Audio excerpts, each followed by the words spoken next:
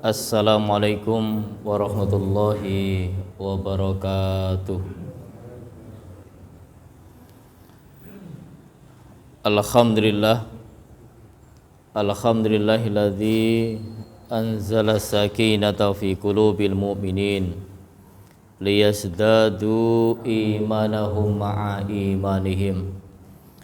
Asyhadu an la ilaha illallah wahdahu la syarikalah wa asyhadu anna Muhammadan abduhu wa rasuluh. Allahumma salli wa sallim ala nabiyyina Muhammadin wa ala alihi wa sahbihi ajma'in, amma ba'du. Bapak Ibu jamaah salat subuh yang diberkahi Allah, alhamdulillah pada pagi ini kita cerah ceria, sehat walafiat, ketaatan kepatuhan senantiasa kita berikan kepada Ilahi Rabbi, yang tentunya dengan aktivitas ibadah yang diantaranya sangat-sangat mulia. Kita berjamaah salat subuh, kemudian kita akan lanjut untuk mengkaji bersama Thalabul ilm.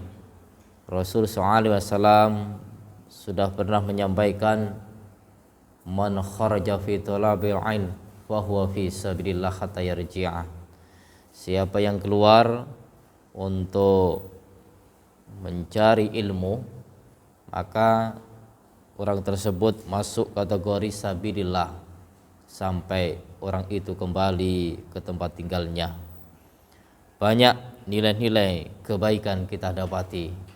Langkah kita dari rumah ke masjid, langkah yang sebelah kanan, satu langkah mengangkat derajat kebaikan, yang sebelah kiri menghapus satu kejelekan, sehingga derajat insyaallah pagi yang mulia kita mendapatkan nilai-nilai pahala di hadapan Allah Subhanahu wa taala. Mudah-mudahan kesemuanya itu atas ridhonya dan ketulusan kita benar-benar dicatat sebagai hamba yang mulia di hadapannya. Amin.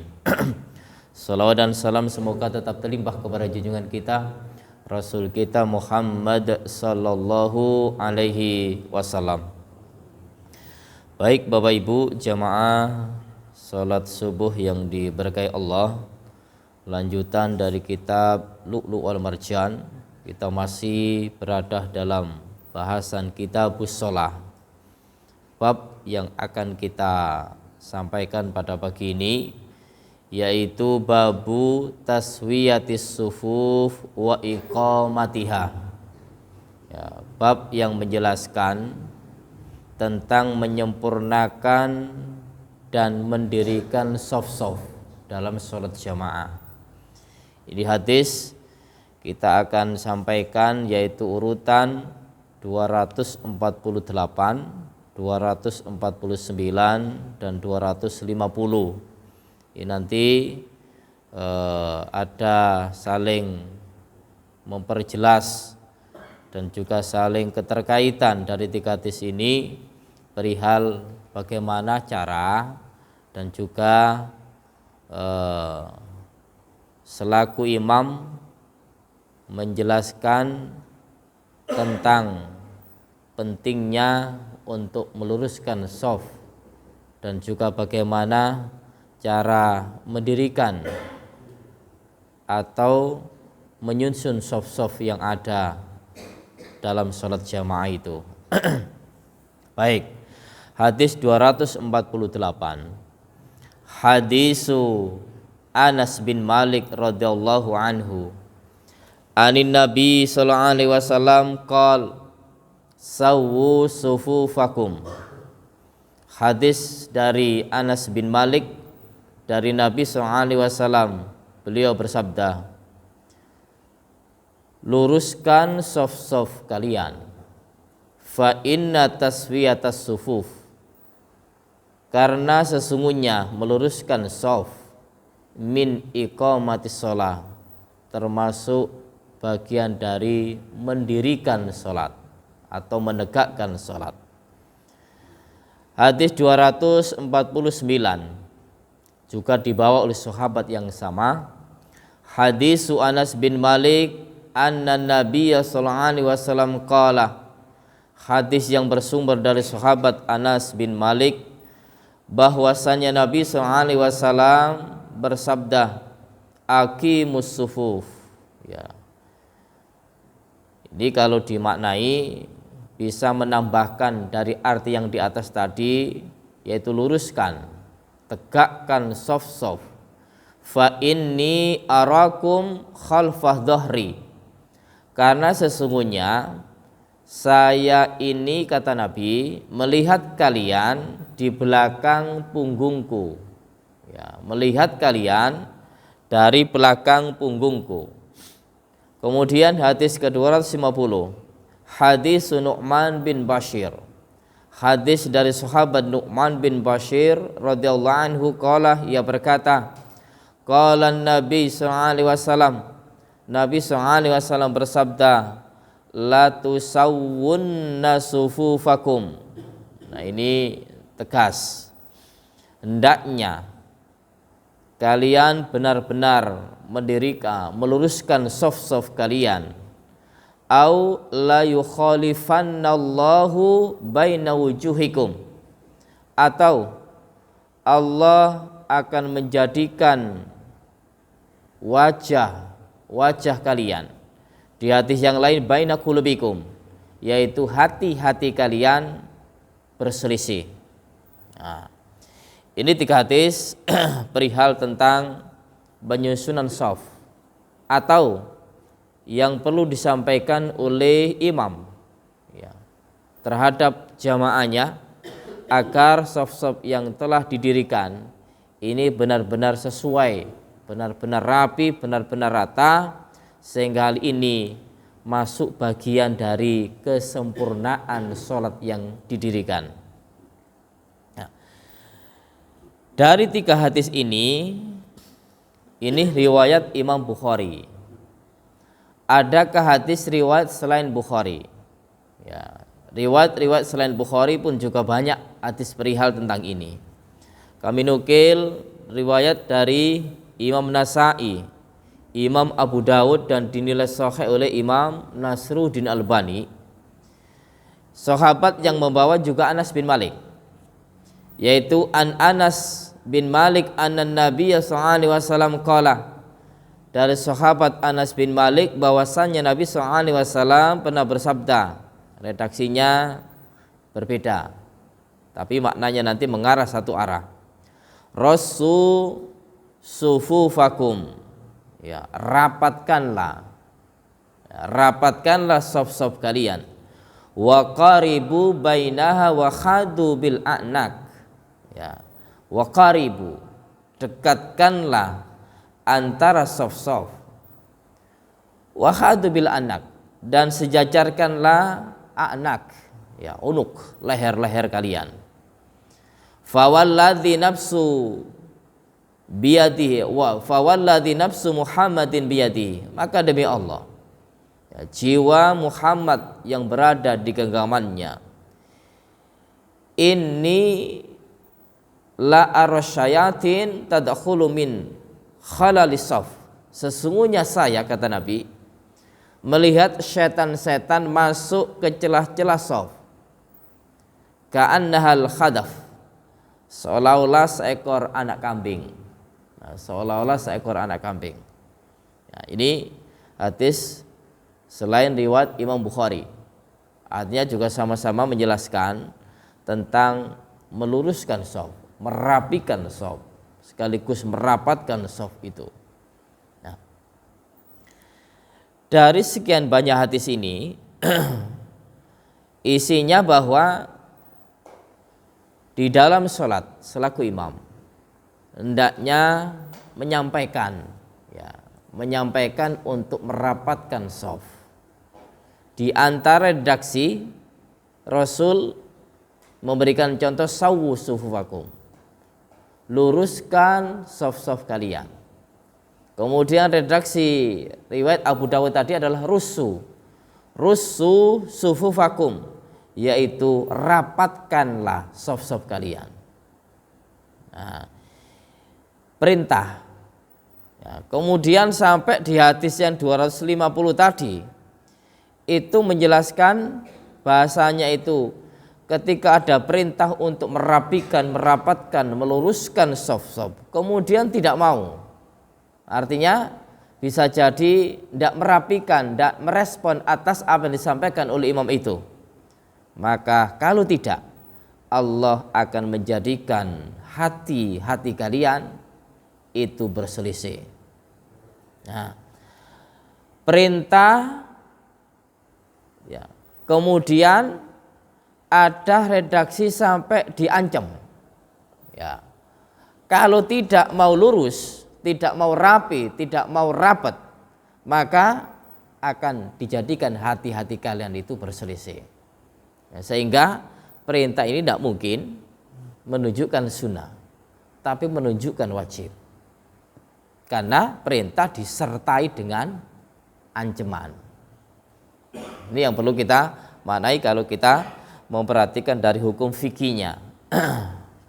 Sehingga keletakan hukum fikih itu sesuai. Nah, kemudian ketika kita memperhatikan dari contoh redaksi-redaksi untuk diucapkan oleh imam kepada para jamaah, ini beberapa contoh. Tapi ketika imam itu ya, orangnya tidak hafal tentang sabda Rasulullah, lantas beliau cukup mengucapkan rapat-rapat sopnya, barisan tolong dirapikan, atau bahasa sesuai dengan bahasa kita, bahasa Jawa. Monggo Bapak Ibu ya, sepatos sop-sopipun dipun rapetaken. Niki kita membuat redaksi sendiri karena ini sebagai salah satu contoh aja. Sehingga contoh ini tidak harus seperti ini. Nah, kita bisa menggunakan redaksi yang lain untuk bagaimana soft itu yang penting rapi, yang penting lurus, yang penting rapat. Dengan penyampaian dari imam, dengan redaksinya yang telah disusun oleh imam, itu sudah mencukupi. Ya, karena kadang-kadang imam itu laki-laki tidak hafal. Ya, tidak hafal. Cukup dilihat, kadang-kadang dan dilihat gitu. Sudah rapi, Bapak, monggo maju sekedik diucapkan. Nah, tapi kalau tidak diucapkan, cukup dilihat saja. Cukup dilihat kemudian ya sudah kelihatan rapi, ya bahasanya itu sudah bisa itu. Sudah bisa. Ya. Nah, ini artinya perintah itu bisa secara lisan, bisa dengan gerakan. Artinya diperhatikan. Ya, diperhatikan. Kadang-kadang sudah diperhatikan, ya, tapi sudah jamaah itu sudah mengerti sendiri, sudah paham bahwasanya harus dan wajib merapikan shaf. Sebelum diperintah oleh imam, ternyata shaf sudah rapi. Ya, bahasanya ya sudah selesai gitu loh, sudah selesai. Nah, artinya perintah ini imam menyampaikan, makmum mendengar. Tapi sebelum imam menyampaikan ternyata makmum sudah rapi sendiri, maka perintah ini adalah perintah kepada semuanya. Ya, perintah kepada semuanya. Artinya apa? Makmumnya juga mengerti karena khawatir nanti kalau tidak rapi, kesempurnaan shaf jamaah itu juga akan berkurang. Makanya Rasul itu kan sudah pernah menyampaikan, di antara kalian ketika melaksanakan sholat jamaah itu ternyata nilainya tidak sama. Ya.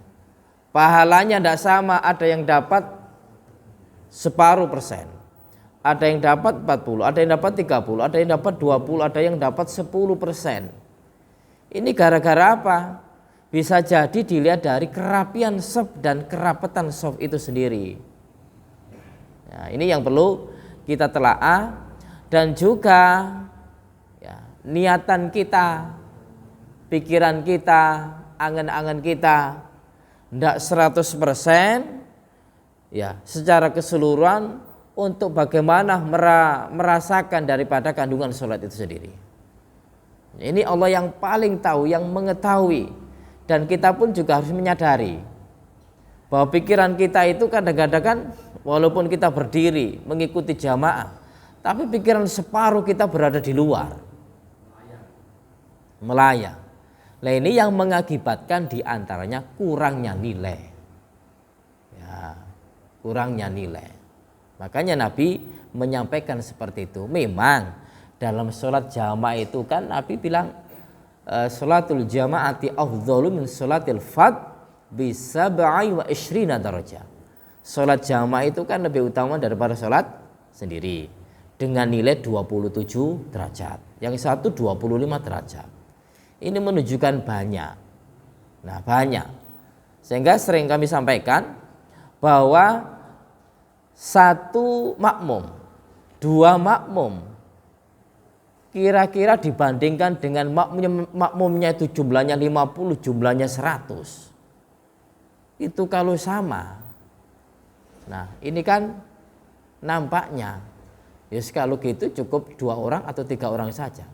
Ternyata Rasul itu betul-betul memberikan sebuah keadilan, ya, memberikan sebuah penilaian yang memang bagaimana orang itu semangatnya dan juga bagaimana meramaikan jamaah itu. Ternyata nilai dari jamaah yang jamaahnya sedikit itu nilainya ya juga sedikit walaupun sama-sama jamaahnya. Tapi kalau jamaahnya itu lebih besar maka nilai jamaahnya lebih besar. Sholatul rajuli ma'ar rajuli azka min sholatul rajuli ma'ar rajulaini. Artinya apa? Sholat jamaah hanya cukup 1 orang, jamaahnya 1, itu kalah tinggi nilainya dengan jamaahnya yang lebih banyak tadi. Nah ini sehingga bahasanya kalau kita hanya cukup sudah jamaah ya dapat nilai jamaahnya, tapi itu sudah bagus gitu loh bahasanya daripada tidak jamaah. Ya jamaah kan nilainya kan cukup 1. Ya, ini yang kita perhatikan pada hadis ini. Nah, kemudian yang kedua, sesuatu maaf ini. Oke.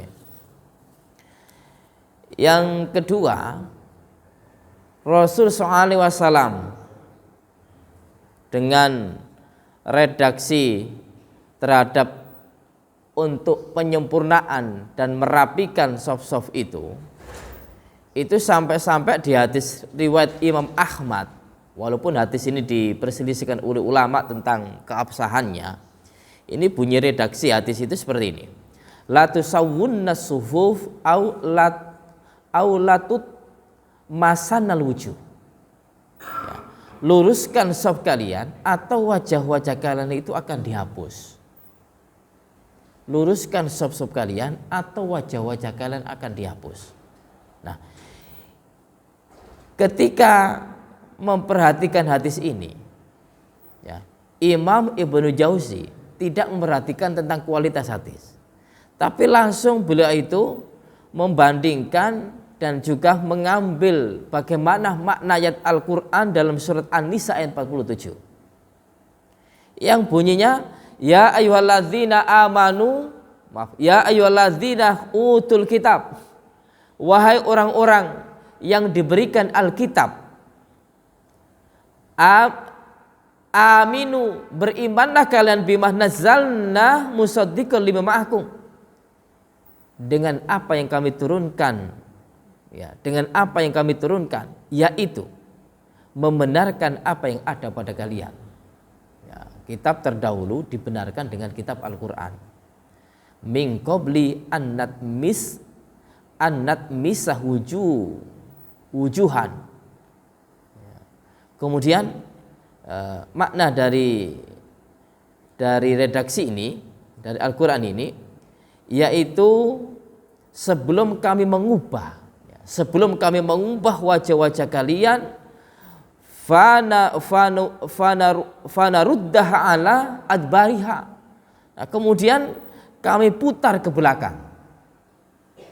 kami putar ke belakang. Ya. Di dalam hadis ini lagi-lagi pentingnya meluruskan shaf. Kemudian kalau tidak lurus kami putar ke belakang. Nah, hadis ini para ulama memaknainya bahwa dengan zahir yang nampak pada hadis ini adalah secara lahir, secara zahir hati-hati kalian akan berselisih dalam sebuah masalah ketika urusan sholat saja tidak bisa merapikannya. Nah, kemudian di sisi lain ini pun juga batin kalian, hati kalian pun juga tidak akan bisa bersatu untuk urusan yang lain dikarenakan tolak ukurnya adalah urusan untuk meluruskan shaf saja tidak bisa. Maka urusan-urusan yang lain pun juga hati kalian selalu diberikan sebuah perselisihan. Nah, oleh karena itu hadis ini memberikan sebuah tolak ukur, ya. Kalau shaf-shaf barisan kita itu selalu rapi, selalu bersama, selalu rapat, insya Allah dalam urusan apapun ketika jamaahnya itu memang betul-betul rapi dalam melaksanakan sholat, maka dalam urusan apapun insya Allah akan dimudahkan oleh Allah. Nah itu sehingga sangat terkait gitu loh. Makanya surat Al-Anbiya ya ayat 8 ayat 45 itu, innas sholata tanha anil faksha'i wal munkar. Nah, sesungguhnya sholat itu mampu mencegah perbuatan keji dan mungkar. Nah ini bukan hanya sekedar sholat kemudian selesai, tapi bagaimana isi kandungan sholat itu bisa kita resapi. Dalam pelaksanaan jamaah pun juga betul-betul kita mengikuti apa yang disyariatkan oleh Rasulullah. Sehingga sholat yang kita lakukan dengan cara khusyuk, dengan cara serius, sholat jamaah pun juga kita penuhi bagaimana aturan shaf jamaah itu, maka ini mampu mencegah perbuatan keji dan mungkar. Nah, kalau ini tidak kita rapikan, tidak kita susun secara tepat, maka jangan diharap. Ya, kadang-kadang orang itu sudah sholat tapi tidak bisa merubah sikapnya. Orang itu sudah sholat tapi kok gampang tangannya itu mengambil milik orang lain. Ya, habis dari masjid selalu sandalnya ya milik orang lain diambil, berangkat nggak tahu berangkatnya betul-betul waktu gelap, subuh sebelum subuh sudah berangkat, tapi belum tidak sandalan, pulang sandalan. Nah ini niatnya lain. Akhirnya dicari-cari kok nggak ada.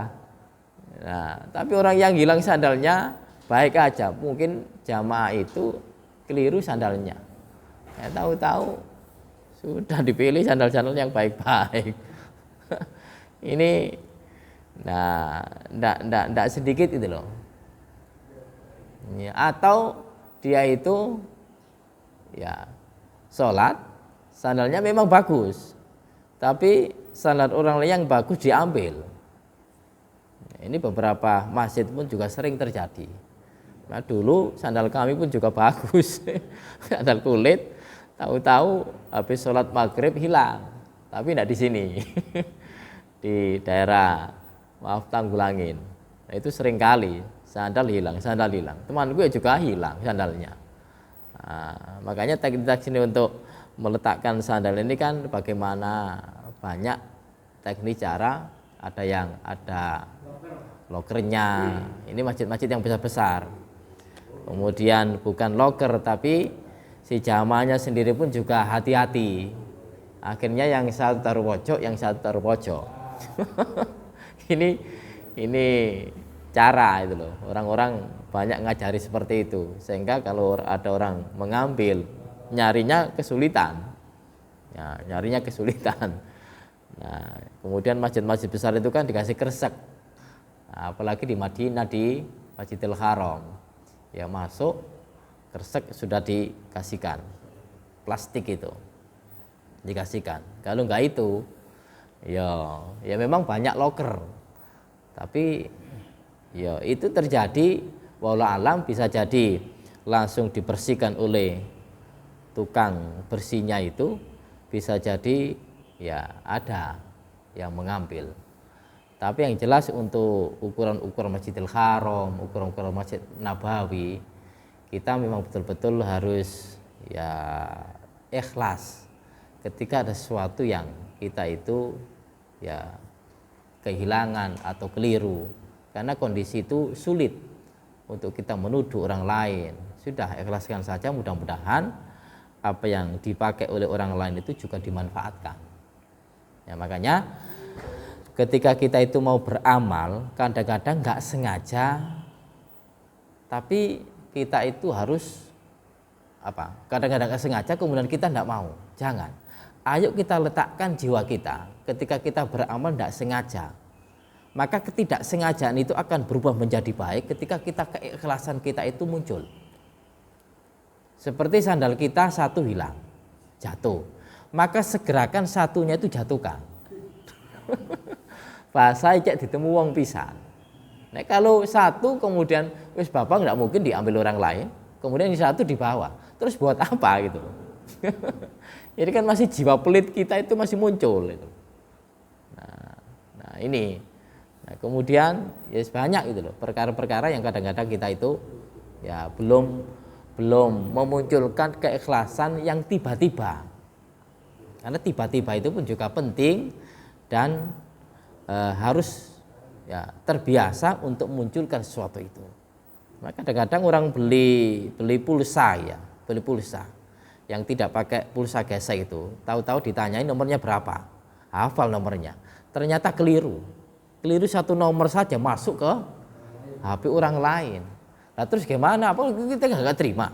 Nggak terimanya ke penjual, ya penjualnya loh jelas-jelas nggak ngambil. Nah saat itu harus munculkan keikhlasan. Mudah-mudahan ya isi 50.000 tadi yang masuk ke nomor orang lain itu dimanfaatkan dengan sebaik-baiknya, beli lagi. Nah itu muncul. Nah ini yang perlu kita perhatikan yang berikutnya tadi. Nah, kemudian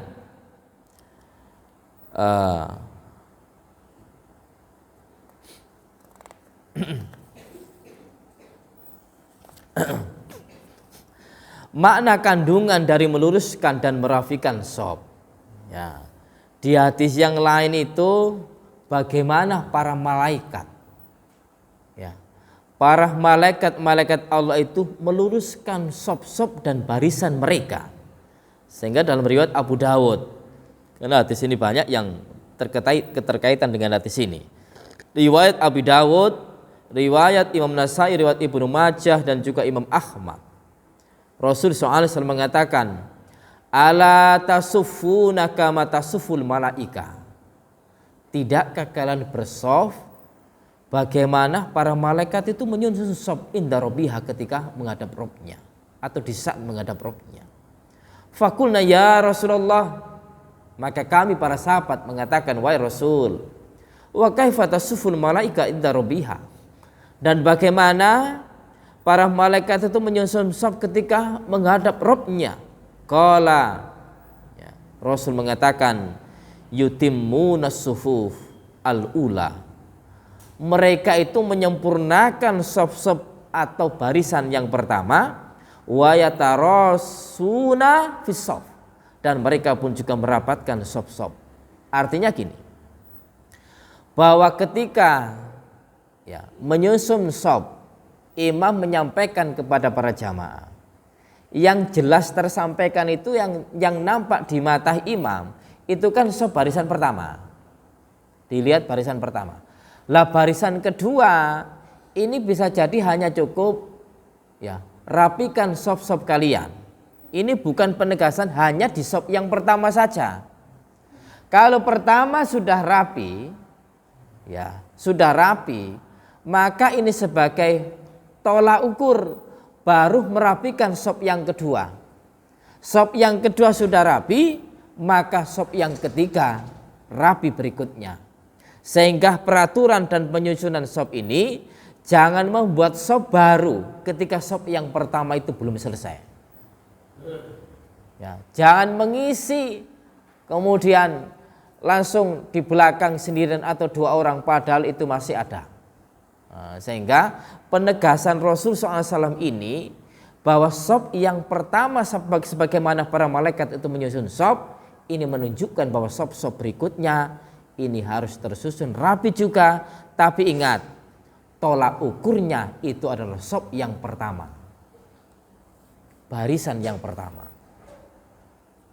Nah, ini yang perlu kita telaah, bagaimana Rasul SAW membandingkan saf atau barisan para malaikat itu betul-betul rapi,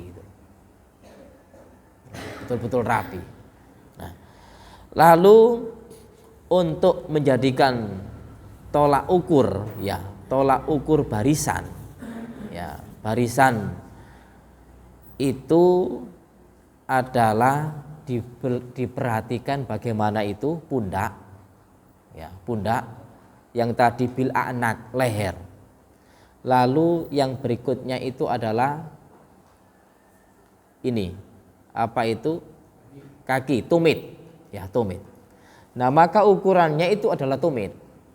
Tumitnya ketika lurus untuk belakangnya barisan itu, garis itu, maka yang lain insya Allah rapi semua. Tapi kalau ukurannya itu adalah kaki, ya kaki itu nggak sama.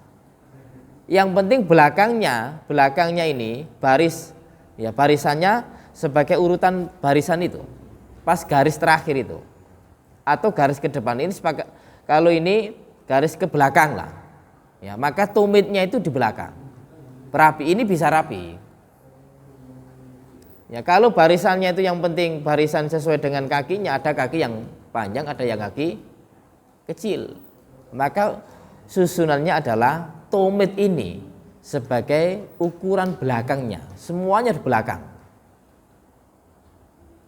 Ya. Kemudian ukuran dada, ukuran pundak, ukuran leher, ini pun juga mengikuti daripada kaki tadi.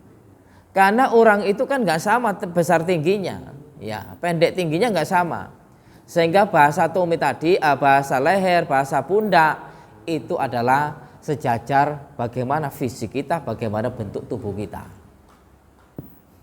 Nah ini ukuran soft, tidak seperti bagaimana kita itu menyusun orang, memilih orang dalam memotret. Kalau memotret itu yang kecil-kecil taruh belakang, maaf kecil-kecil taruh depan ya, kemudian yang besar-besar taruh belakang. Ini menunjukkan kerapian aja, kerapian dalam keindahan kita bagaimana mengambil gambar itu. Tapi kalau dalam menyusun soft, barisan, itu kita tidak bisa untuk yang kecil-kecil, yang pendek-pendek depan. Yang hadir pertama itu, yaitu yang pertama itu, ya besar kecil. Nah, ini yang perlu kita perhatikan untuk tolak ukur, ya tolak ukur menyusun barisan soft sehingga barisan-barisan soft itu menjadikan nilai tinggi di hadapan Allah Subhanahu wa taala. Selanjutnya di hadis ini Rasul SAW sampai tahu, sampai betul-betul melihat dari belakang punggung beliau. Nah, para ulama diantara Syekh Al-Utsaimin, beliau mengatakan ini adalah mukjizat.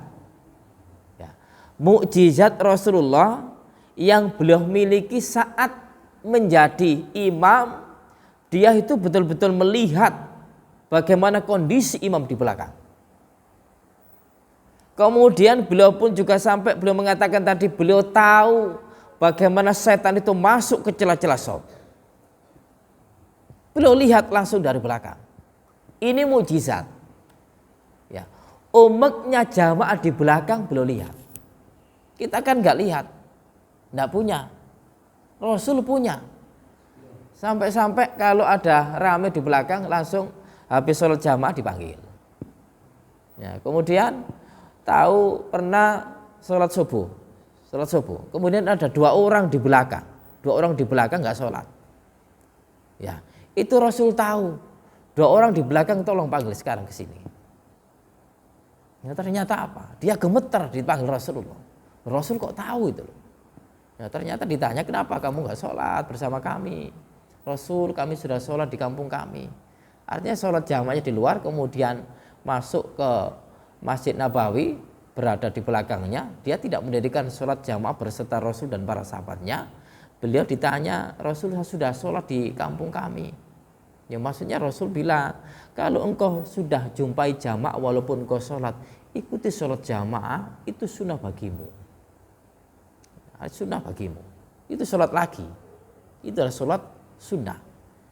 Nah kemudian mungkin kadang-kadang teman kita itu datangnya telat.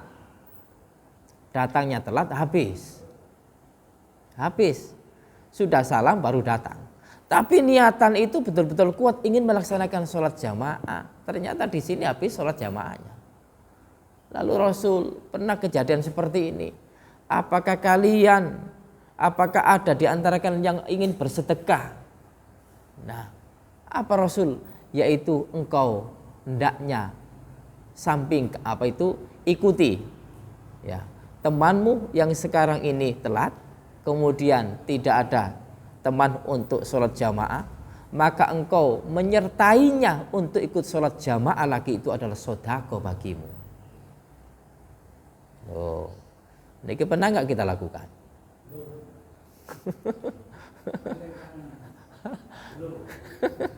Nah kalau orang nggak baik tambah gini, antum ini telatan nih. Kadang-kadang orang itu kan telat ada uzur. Telat ada sesuatu, mungkin perutnya sakit. Tapi bagi yang telat tadi, ketika sudah ada niatan kemudian sudah hadir di sini, terus kemudian pulang, jangan. Ya sudah lakukan di situ. Bisa jadi ada orang sedekah untuk kita sehingga kita melaksanakan sholat jamaah. Ini ternyata itu sodako. Nah, dan sholat jamaah yang kedua itu adalah sunnah. Sholat wajib dilakukan 2 kali. Yang kedua itu adalah sunnah dengan syarat jamaah. Ini lagi-lagi ya mukjizat yang Rasul miliki saat sholat. Namun di lain sholat, wallahu alam, ya dari hadis-hadis yang ada, para ulama tidak menjumpai. Jalan-jalan gitu ya, kemudian di belakang Rasul tahu dari belakangnya. Ini hadis para ulama menjelaskan tidak pernah dijumpai. Artinya saat sholat jamaah Rasul bisa melihat dari punggungnya. Apakah mukjizat ini seterusnya? Wallahu alam. Tapi hadis para ulama tidak menemukan. Maksudnya keluar gitu loh ya. Kemudian ada orang buntuti. Nah, itu tidak dijumpai bahwa Rasul melihat dari belakang punggungnya. Cuma hadis ini dijumpai, yaitu saat melaksanakan sholat jamaah Rasul melihat dari punggung beliau, umeknya di belakang, rapinya di belakang sudah tahu. Nah, ini Rasulullah, sehingga kalau sudah selesai sholat dilihat, oh ini jamaahnya. Nah, kita pun juga demikian. Walaupun imamnya ya sudah noleh ke belakang, tapi jamaahnya pun juga bisa membantu. Pak Imam, Pak Takmir ini beberapa hari tidak hadir, ya mungkin sakit. Ternyata berita sakit, kita jenguk. Nah, jenguknya jamaah itu kan modelnya seperti itu. Karena jamaah sholat jamaah itu kan memberikan satu ya silaturahim, yang kedua ya bagaimana kebersamaan hidup itu selalu tampil. Kemudian kok yang satu ini setiap waktu berjamaah ternyata tidak hadir, maka kita tahu, oh ini kenapa nggak sholat lagi, kenapa tidak hadir, kita akan besuk karena beritanya kondisinya sakit. Nah, Bapak Ibu jamaah yang dimuliakan Allah, ya, luar biasa. Rasulullah dalam memimpin sholat ada nilai yang istimewa yang beliau ketahui. Ya. Lalu yang berikutnya bahwa renggangnya jamaah, ya soft jamaah itu ternyata dimasuki oleh setan. Setan masuk. Nah, ini setan yang berwujud apa? Kalau sudah setan masuk bukan wujud orang. Ini wujud setan jin. Masuk menggoda. Makanya jin itu, jin yang setan-setan itu ketika berkumandang azan kemana? Lari. Nah, kemudian selesai datang, kemudian qomat lari, selesai datang. Waktu sholat tidak lari. Nah, makanya ketika jin setan itu waktu sholat delusup, cari sop-sop yang celah tadi, itu masuk ke situ bukan ikut sholat jamaah, tapi mengganggu. Ya, insya Allah demikian. Oke.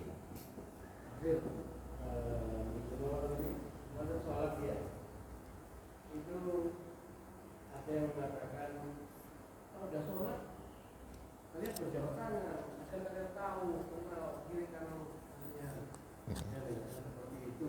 Itu bagaimana? Apakah ada referensi? Oke. Untuk berjabat tangan, Rasul itu menyampaikannya ketika kalian berjumpa dengan teman kalian. Berjumpa dengan teman kalian, berjabatan tangan dan assalamualaikum. Ya, assalamualaikum. Tapi ketika kita bahas masalah salam, memberikan salam di umum ini, ya itu kan sunnah, menjawabnya wajib. Kemudian setelah sholat, kadang-kadang jamaah itu ada langsung kan yang berjabatan tangan. Ya, kalau itu memang niatannya sebagai tambahan sunnah, setelah doa atau sunnah sehabis sholat kemudian berjabatan tangan, maka tidak ada sunnahnya. Tapi kalau habis sholat jamaah kemudian kita kan namanya meripat, itu kan tergerak doa, tahu-tahu di samping kami itu loh, ini siapa?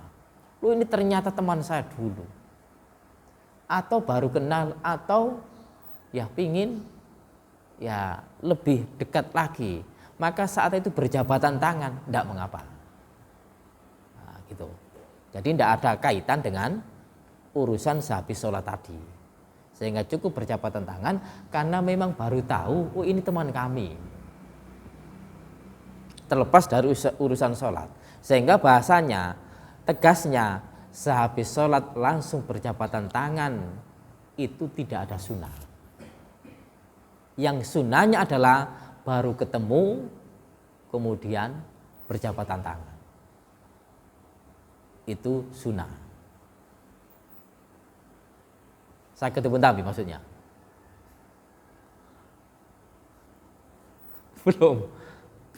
belum. Kita tegas lagi, umpama habis sholat jamaah ya, ternyata ini teman. Dari tadi belum tahu bahwa ini adalah teman saya gitu. Nah, sampai itu masa diem tok gini. Ya, kita jabatan tangan gitu loh. Tapi kalau sudah tahu dari tadi ya, oh ini orang-orang ini kemudian jamaah habis sholat jabatan tangan. Kenapa gitu? Nah, ini tidak perlu. Ini nanti akan keterkaitan dengan ada anjuran sehabis sholat jabatan tangan, tidak ada. Habis sholat itu yang jelas disunahkan langsung istighfar, Allahumma anta salam, dan doa-doa yang berikutnya. Itu langsung. Nah, kalau tidak sempat umpama ya, habis salam ternyata langsung ke belakang. Apakah istighfarnya itu lepas? Hilang. Tetap istighfar nanti ya juga dibaca gitu. Umpama terburu-buru ada panggilan habis sholat, ya istighfar bisa dilakukan dengan sambil jalan. Tidak lepas itu. Nah, itu. Ngoten? Nggih. Pripun? Cukup? Nggih. Demikian kita akhiri dengan doa kafaratul majelis. Subhanakallahumma wa bihamdika asyhadu an la ilaha illa anta astaghfiruka wa atubu ilaik. Assalamualaikum warahmatullahi wabarakatuh.